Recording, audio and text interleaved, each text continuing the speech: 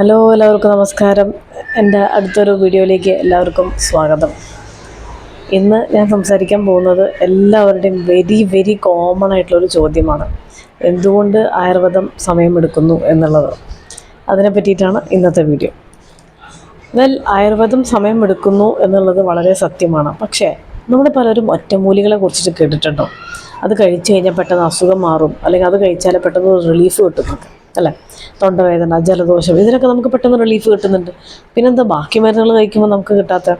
Okay, ഒന്നാമത്തെ കാര്യം, ഏത് അസുഖമാണെങ്കിലും നമ്മൾ നേരത്തെ തന്നെ ട്രീറ്റ്മെൻറ്റ് ചെയ്താലേ അതിനൊരു വ്യത്യാസം വരുള്ളൂ. ഓക്കെ, വെരിക്കോസ് അല്ലെങ്കിൽ ആർത്രൈറ്റിസ് അല്ലെങ്കിൽ തടി കൂടുതലായി, എന്ത് അസുഖത്തിന് ഏത് കാര്യമാണെങ്കിലും നേരത്തെ ചികിത്സിച്ചാൽ നമുക്ക് ഒരു ആശ്വാസം കിട്ടും. മൊത്തമായിട്ടൊരു 70% നമുക്ക് മാറ്റിയെടുക്കാൻ സാധിക്കും. പിന്നെ എപ്പോഴും നമ്മൾ ഒരേ ചികിത്സയിൽ തന്നെ ഇങ്ങനെ സ്റ്റിക്ക് ചെയ്ത് നിൽക്കരുത്. നമ്മൾ അറ്റ്ലീസ്റ്റ് 2, 3, 4 പേരോടൊക്കെ ചോദിക്കണം, നമ്മുടെ ചുറ്റുവട്ടത്തെ ആൾക്കാരോടൊക്കെ ചോദിക്കണം. ഓക്കെ, അപ്പോൾ നമ്മൾ നേരത്തെ തന്നെ ട്രീറ്റ്മെൻറ്റ് ചെയ്താൽ ഇത് മാറുള്ളൂ. രണ്ടാമത്തെ കാര്യം, ഡോക്ടർമാർ പറഞ്ഞു തരുന്ന ഡയറ്റ് അല്ലെങ്കിൽ റെസ്ട്രിക്ഷൻസ് ഒക്കെ നമ്മൾ പക്കയായിട്ട് ഫോളോ ചെയ്യണം.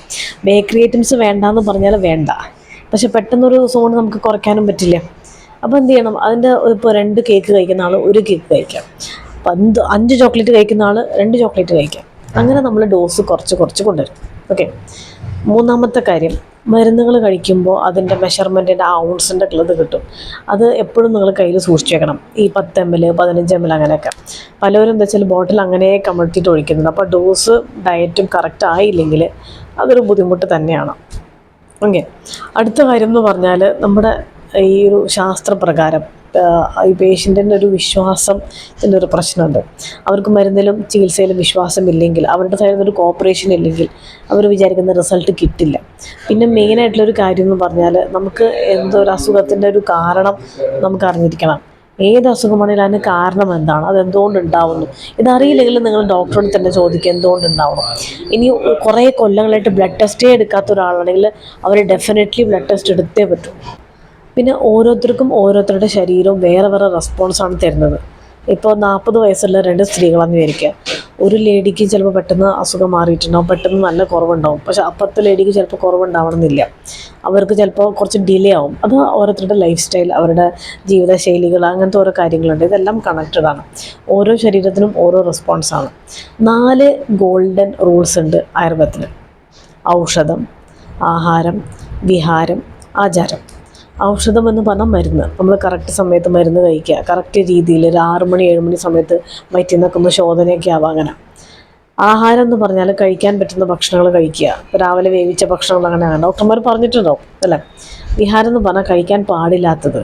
അത് നമ്മൾ കഴിക്കാൻ പാടില്ല, മീൻസ് പാടില്ല. കഴിച്ചു കഴിഞ്ഞാൽ നമ്മൾ കഴിക്കുന്ന മരുന്നിൻ്റെ എഫക്റ്റ് കുറയും, അല്ലെങ്കിൽ റിസൾട്ട് കുറയും. ആചാരം നമ്മുടെ ലൈഫ് സ്റ്റൈൽ, നേരത്തെ എണീക്കണം എന്ന് ചിലപ്പോൾ പറയും, അല്ലെങ്കിൽ ഇങ്ങനെ ചെയ്യണം, നിങ്ങൾ കുറച്ച് നേരം നടക്കണം, എക്സസൈസ് ചെയ്യണം, ഇങ്ങനെയൊക്കെ പറഞ്ഞുതരും. ഈ 4 കാര്യങ്ങൾ ഫോളോ ചെയ്താൽ ഏത് അസുഖത്തിനും നല്ല വ്യത്യാസം നമുക്ക് ചെയ്യാൻ പറ്റും. 3 കാര്യങ്ങളാണ് ആയുർവേദ മരുന്നുകളെ കൊണ്ട് നമ്മൾ ചെയ്യുന്നത്. ഒന്ന്, അവരുടെ ആ ഒരു ഡിറ്റോക്സിഫിക്കേഷൻ നമ്മൾ ബോഡിയിൽ നടത്തുക എന്നുള്ളത്, mentally and physically detoxification. 2, dosa correction. Dosa എന്ന് വെച്ചാൽ ഇപ്പോൾ പിത്തമാണ് ഇംബാലൻസ് ആയിട്ടിരിക്കണമെന്ന് വെച്ചാൽ പിത്തത്തിനെ കറക്റ്റ് ചെയ്യുക. വാദമാണെങ്കിൽ വാദം, കഫമാണെങ്കിൽ കഫം. ഓക്കെ, അപ്പോൾ ഡിറ്റോക്സിഫിക്കേഷൻ, ദോശ കറക്ഷൻ.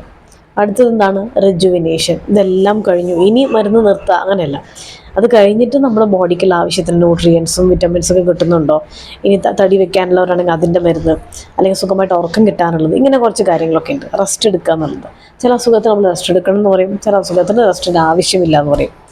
സോ ഇതാണ് നിങ്ങൾക്ക് ബേസിക്കായിട്ട് അറിയേണ്ട ചില കാര്യങ്ങൾ. സോ ആയുർവേദം സമയം എടുക്കുന്നു എന്നുള്ളത് അത് സത്യമായിട്ടുള്ള കാര്യമാണ്. പക്ഷേ ചില അസുഖങ്ങൾക്ക് സമയം ഡെഫിനറ്റ്ലി എടുക്കും. പക്ഷെ നിങ്ങളുടെ കയ്യിലാണ് നിങ്ങളുടെ ശരീരം ഇരിക്കുന്നത്. അപ്പോൾ നിങ്ങൾ സൂക്ഷിക്കുക.